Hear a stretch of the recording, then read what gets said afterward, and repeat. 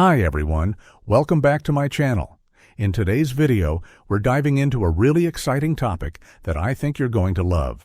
Make sure to stick around until the end so you don't miss anything important. All right, let's get started. They knocked her into the wall, laughed while she steadied herself against the concrete. No apology, no hesitation. Just boots scuffing gravel and voices fading down the hallway like it never happened. They thought she was nobody, just another contractor. Maybe logistics, maybe lost. But what they didn't know was that she wasn't just Navy. She was the Admiral of the SEALs. Before we show you how Admiral Celine Ward turned a training compound into a masterclass in humility, make sure you're subscribed with the bell icon turned on and drop a comment telling us where in the world you're watching from. Because this wasn't a story about disrespect. It was about the moment an entire base realized they'd just shoved the wrong person. The rain had stopped maybe 10 minutes ago. The sky was still bruised with leftover storm clouds, and the wind off the Atlantic smelled like salt and diesel. Admiral Celine Ward stepped onto the gravel lot outside Forward Training Compound 7, wearing nothing that said who she was. No stars, no ribbons, no polished brass, just a plain Navy windbreaker zipped halfway up, black slacks that had seen better days, and a slim briefcase in her left hand that could have been anything. She moved the way people do when they've got nothing to prove. Shoulders loose, spine straight, eyes scanning the perimeter not for danger, but for patterns. Which antenna wasn't broadcasting? Which Humvee had a busted taillight? Which guard on duty had his boots tied wrong? But to the two young Marines standing post at the checkpoint, she barely registered. The shorter one squinted as she got closer. Fresh buzz cut. Maybe 23. Ma'am, this is a restricted installation. Contractors sign in back through logistics. Celine didn't blink. I'm expected. The second Marine, sharper tone, older by maybe a year, leaned forward. No one's listed under your name, ma'am. You got orders on you? She pulled a sealed envelope from her jacket pocket, stamped with a secure code, but no name. Just a line of clearance digits that didn't mean much unless you knew what to look for. The younger Marine took it, glanced at the code, hesitated. All right, guess I'll radio inside.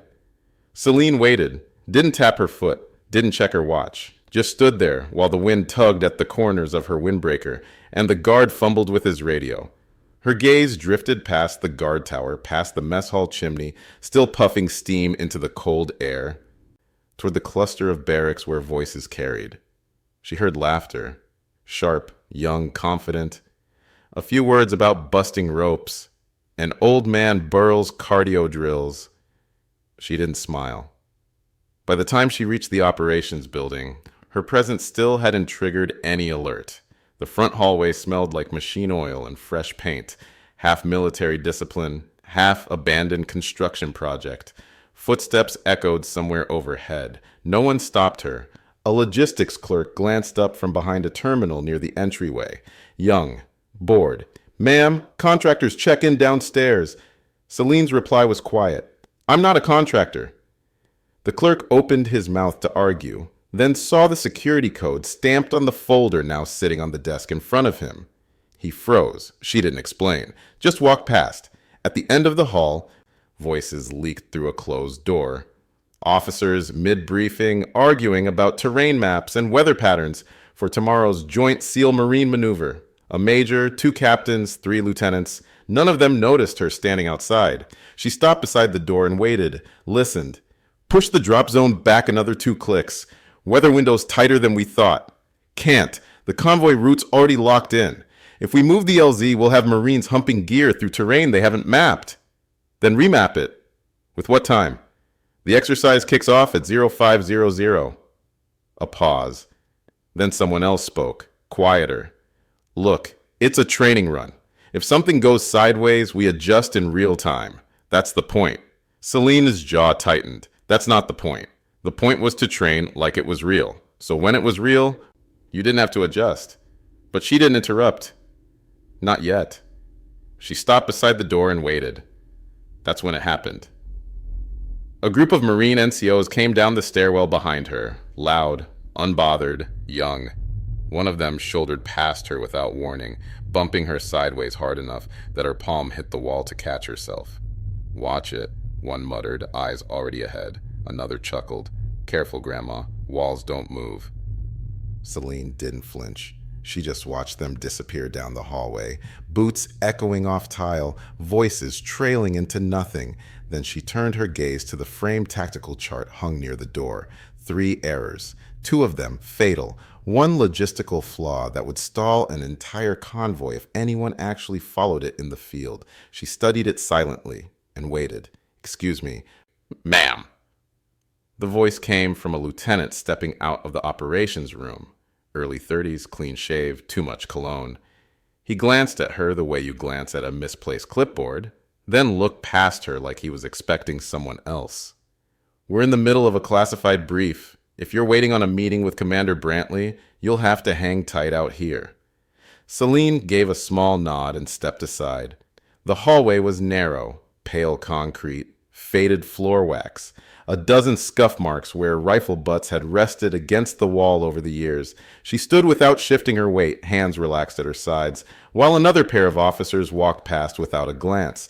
Inside the room, the briefing continued. Someone was shouting over a busted speaker system, half the content classified, the rest butchered by poor radio relay. Someone pointed out delays in equipment drop zones. Another complained about GPS lock drift near the coastline. She heard the word NATO tossed around with casual carelessness. No one in that room had noticed the tactical flaw on the hallway map. She was sure of it. Footsteps echoed again. The same group of Marine NCOs returned. 3 of them this time. The one who'd knocked into her earlier grinned as he approached. "You still here?" he asked, glancing toward the door. "Didn't think contractors were allowed near op briefs." "I'm not a contractor," Celine said evenly. "Sure you're not." He grinned wider. The others laughed behind him. Not malicious, just the lazy, self-assured amusement of men who'd never been truly humbled. One of them moved to pass her again, slower this time, but as he did, he made a show of brushing her shoulder. She didn't move, didn't blink, but her left foot shifted half an inch, a micro-adjustment in stance that no one noticed, except maybe another SEAL. The last one turned his head and tossed back. "Try not to lean too hard next time, Grandma. These walls are load-bearing." More laughter, fainter now, trailing down the corridor like smoke. Celine turned slightly, enough to look at the chart near the door again. Her eyes traced the blue-marked convoy route wrapping through a fictitious mountain pass. The coordinates were 2 degrees off, enough to send a whole unit into the wrong zone under fog, enough to get people killed. She tilted her head. There, in the corner, a tiny error in the legend box. Someone had transposed a 7 for a 1, the kind of mistake that got lost in drafts and digital replication. The kind that only a commander with field experience and a memory of what that terrain actually looked like would catch. She didn't point it out. Not yet. Instead, she stepped away from the wall and leaned lightly against the opposite side of the hallway. Her stance was casual, but her gaze wasn't. She was watching now, listening, calculating, and the men on this base had no idea who they'd just brushed past. The afternoon sun had broken through the clouds by the time Selin stepped back outside. The wind carried dust, oil, burnt rubber, standard base residue, but underneath it all, she caught something else: chalk and sweat, training mats. To her left, beyond the vehicle bay, a cluster of recruits were circled around the sparring enclosure, canvas mats laid out on compacted earth surrounded by chain-link panels on 3 sides. The 4th was just wall, concrete, unpadded, no medical staff, no gear spotters, just boots, egos, and too much free time. She started toward the gate to leave quietly. Then she heard it again. "Hey, look who's still here." The voice came from the same NCO who'd mocked her earlier. He was standing at the edge of the mat enclosure, sweat soaking through his undershirt, gloves slung over his shoulder. He leaned on the gatepost, grinning. "You sightseeing, ma'am? You lost?" Celine didn't answer. Another voice chimed in. Maybe she wants to join. She's been loitering all day. A third added, "Come on, let her in. Let's see if she can throw hands with someone not wearing a tie." The circle laughed. It wasn't vicious, just careless. The kind of laughter born from unchecked assumptions and youthful momentum. Before she could respond or walk away, they opened the gate. "Come on, just around," one said, holding the chain link open like a prank. "No contact if you don't want it. Think of it as base hospitality." Celine paused. For the briefest moment, her eyes scanned the group. Not fear, not hesitation, just measurement. 6 Marines, 3 SEAL candidates standing back near the fence. The loudest NCO was favoring his right leg. Old injury, probably knee. The one beside him had taped knuckles, but kept his weight too far forward. Brawler, no formal training. The third was watching her differently than the others. Not mocking, observing. That one had seen real combat. She noted the exits, the wall behind her, the angle of the sun. How many would actually step in if this went further than a shove? Then she stepped inside. Gasps and whistles echoed across the mats as she entered the circle. A few younger recruits leaned in with phones half raised, half in jest, half out of curiosity. All right, the loudest NCO said, raising his hands like a showman. "We've got a volunteer, or was that a spectator?" He gestured toward her windbreaker. "You can take the jacket off if it restricts movement." She didn't move. "All right then," he chuckled. "Let's make it fair. Just a little push test." He stepped forward, light on his feet, arms relaxed, trying to make it look playful. Then, without warning, he shoved her square in the sternum with both hands. She staggered back 2 steps. Her shoulder slammed into the concrete wall behind the mats. A muffled thud echoed through the yard. The circle erupted with laughter. "Damn! Didn't mean to knock her that hard." She's still standing, though. "Ma'am, you okay?" One teased with mock concern. Celine adjusted her posture, brushed her sleeve, didn't speak, didn't show pain. She just let the dust settle around her boots and slowly raised her head. Her eyes found the man who pushed her. And for the first time, something in her gaze shifted. Not anger, not embarrassment, assessment, a slow calibration, like a sniper setting windage. The NCO's grin faltered, just slightly, but still, no one in that circle knew who she was. Not yet. All right, the NCO laughed, wiping his palms on his cargo pants. "Guess the wall wins round 1. The others chuckled. One of them tossed him a pair of gloves. He didn't put them on, just rolled his shoulders and took a step closer to Celine. Hands raised, elbows loose. More boxer than soldier. "Look, ma'am, you don't have to stay in here," he said casually, circling her like a bored predator. "But if you do, might as well move your feet."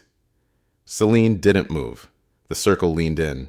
Phones still half raised. Another joke was coming. Maybe another shove. Something quick to cap off the moment before they all went back to drills or lunch.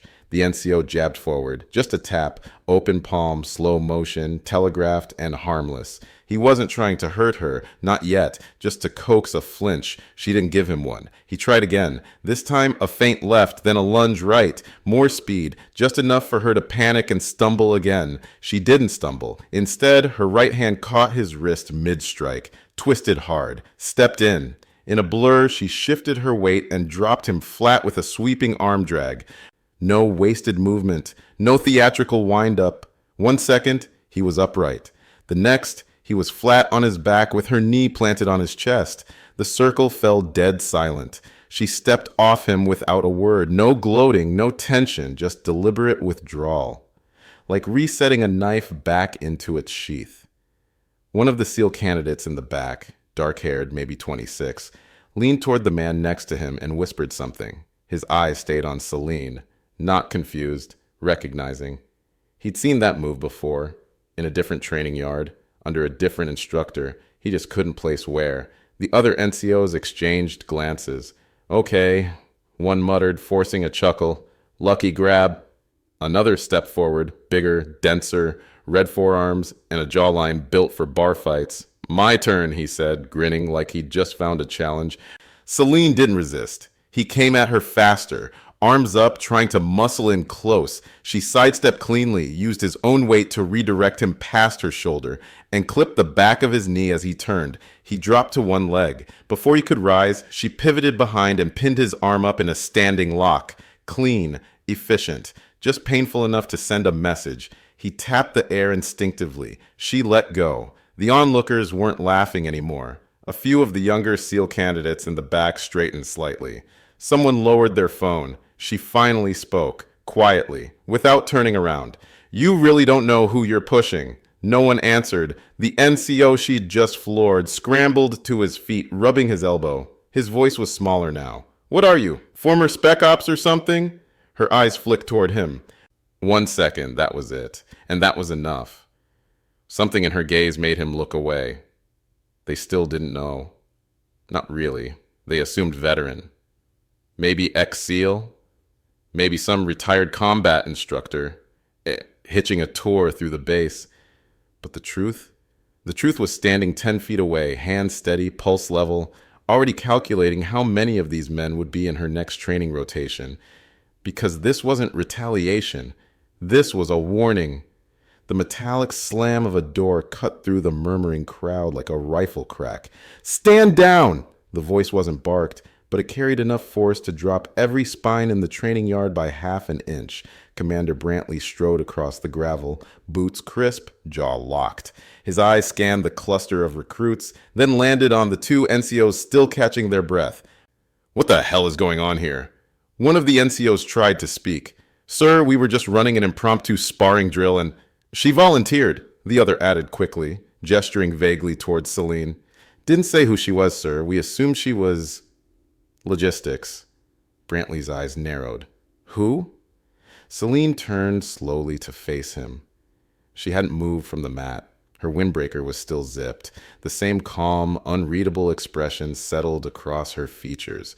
No dust on her pants, no sweat on her brow, just stillness. She spoke only one word: Ward. The name floated for a moment. Brantley's brow twitched. "Ward," he repeated, slower now. "And your first?" "Celine." A pause. Then something shifted. Brantley's gaze sharpened.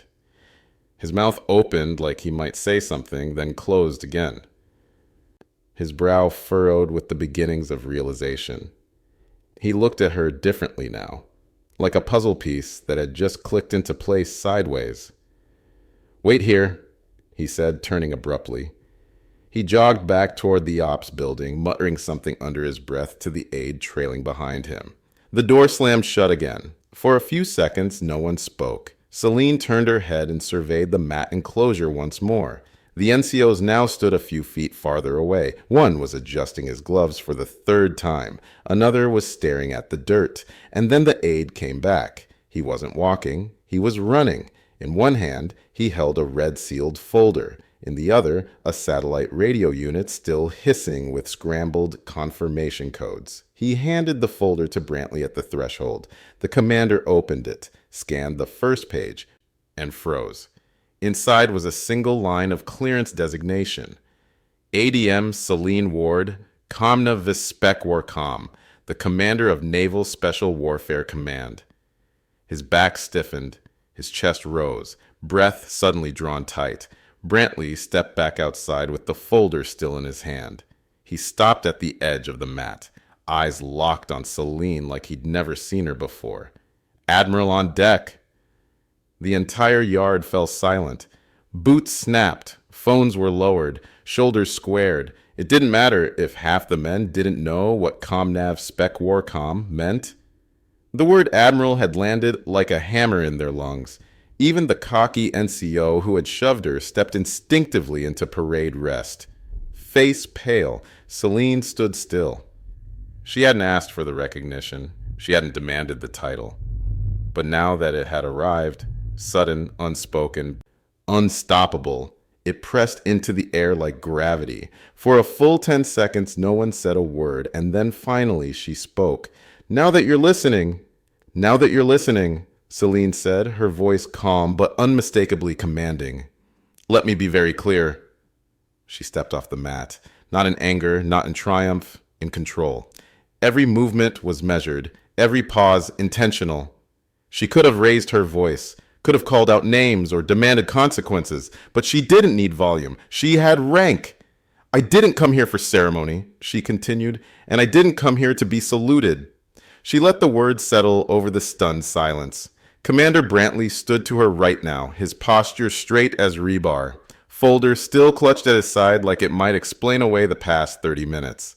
I came unannounced, Celine said, because I've reviewed 27 operational readiness reports in the last 6 months, and your base came up with 3 inconsistencies in protocol execution, perimeter integrity, and NCO evaluation.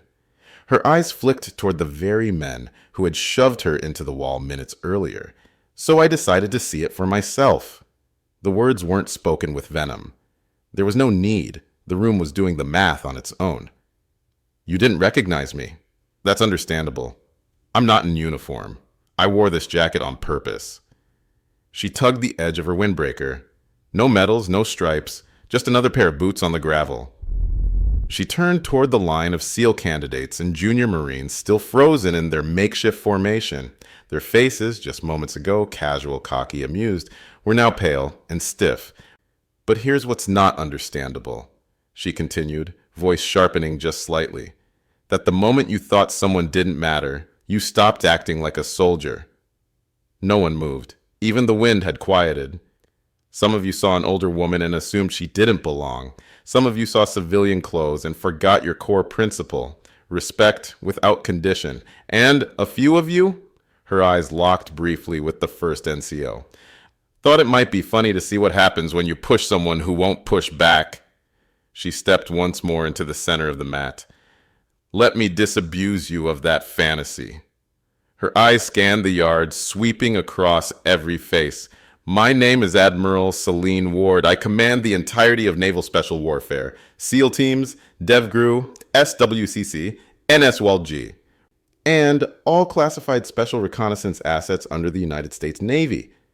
She let it hang. And if I hadn't been who I am, if I'd actually been a liaison, or a visiting trainer, or even just someone's mother walking the yard, what would you have done differently? Silence.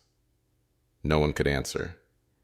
She gave them the dignity of that moment, of letting the question settle in their throats like a weight too heavy to swallow.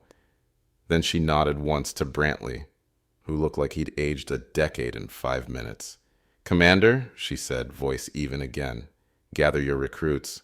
Ma'am, she turned, we're not done yet. The yard was silent except for the wind tugging faintly at the edges of the chain-link fencing. Commander Brantley gave a quiet nod and raised his voice with practiced sharpness. Formation, dress and cover. Right? Let's go, move! Recruits scrambled into alignment, boots scraping dust into shallow clouds. Rows formed tight, chins lifted. No one dared glance sideways. Even the cocky NCOs, the ones who had laughed just 10 minutes ago, stood at near attention now, jaws tight, eyes fixed forward. Admiral Ward stepped in front of them. No podium, no elevation, just a slight rise in the gravel beneath her boots. She didn't raise her voice. I've been in the Navy for 33 years, she began. 22 of them, with teams that don't officially exist. I've commanded men and women whose records you'll never see, in countries that don't admit we were there. The recruits held their breath. I have bled in the Pacific, crawled through caves in the Hindu Kush, sat in briefing rooms in Langley while drones circled targets I knew wouldn't make it to sunrise. She took a slow step forward. And I've buried more sailors and Marines than I care to count, many of them brave, talented, promising, undone not by bullets or IEDs, but by ego. Her eyes drifted across the front row. The same NCO who had shoved her stared ahead, sweat darkening the collar of his shirt. See, you think your enemy is out there. She motioned toward the distant horizon. But sometimes it's the voice in your head that says, this one doesn't matter. She paused. Not for effect, because the silence made the point better than words.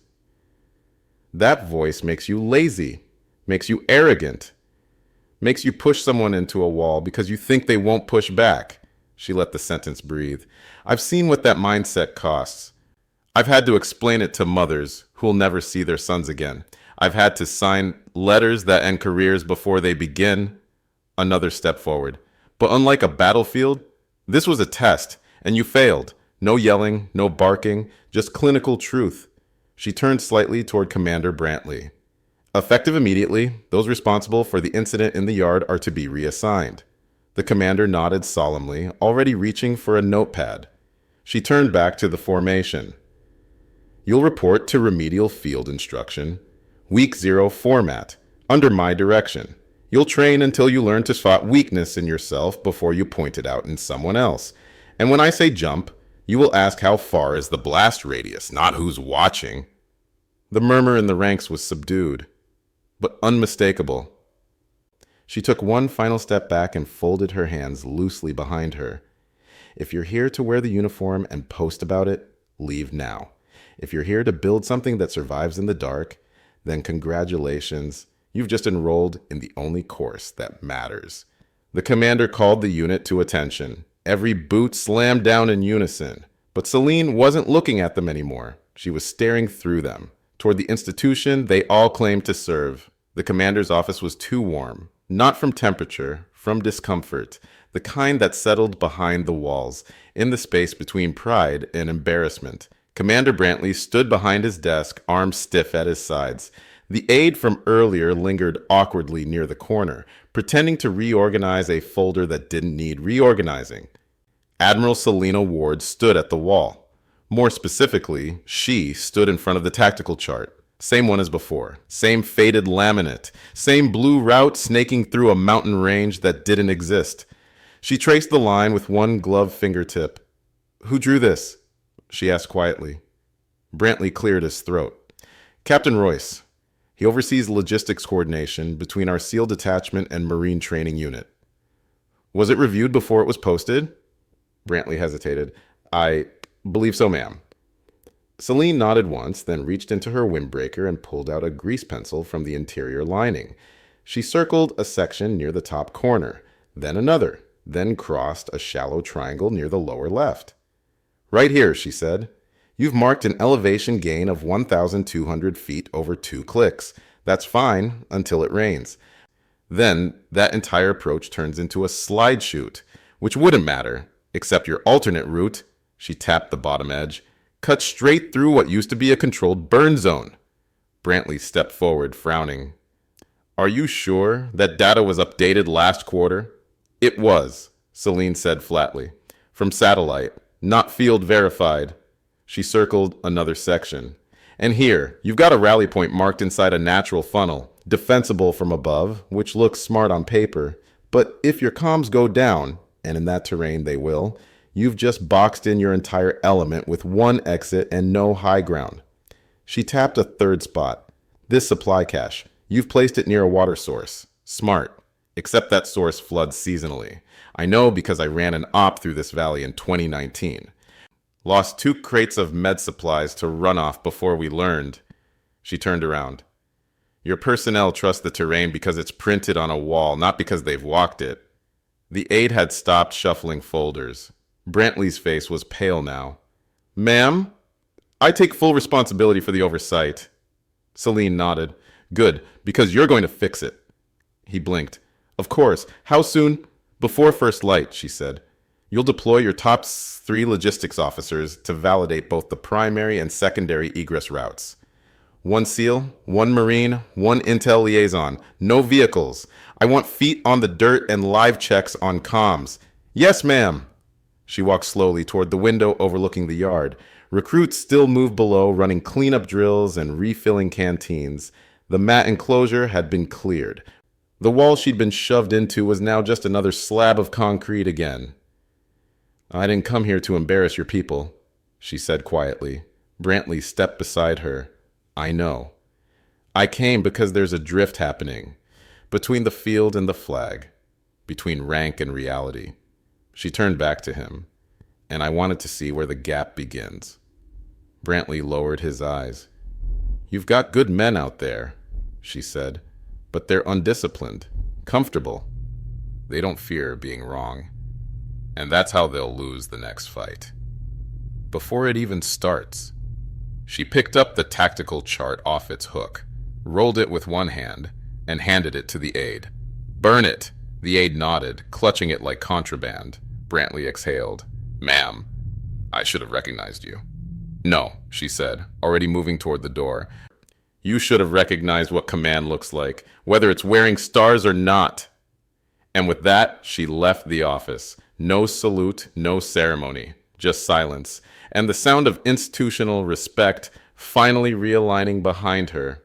By the time Admiral Celine Ward stepped back into the training yard, the mood had changed. No laughter, no casual pacing, no side glances. The recruits stood straighter now, not because anyone told them to, but because something in the gravel beneath their boots felt different, sharper, heavier. The same NCO who had knocked her into the wall was standing at attention near the far corner of the yard, his uniform now perfectly tucked, mouth drawn tight, eyes straight ahead. As she passed him, he didn't speak, but his salute, silent, crisp, unwavering, was faster than regulation. Celine returned it with the faintest nod. She didn't linger. She moved through the center of the yard the same way she'd arrived, quiet, steady, without a single decoration on her chest. But this time, no one mistook her for anything less than who she was. The Admiral of the SEALs. What would you have done if you were one of those recruits? Do you think someone should have to prove their rank to earn your respect? Or should rank always speak for itself? If this story hit like it should have, tap that like button, subscribe to the channel, and turn on the bell icon so you never miss when the uniform speaks louder than the noise. And if you know someone who thinks titles don't mean anything, send them this video. Your next mission's already up on the screen. Go watch it now. I'll see you tomorrow. Same time, new story.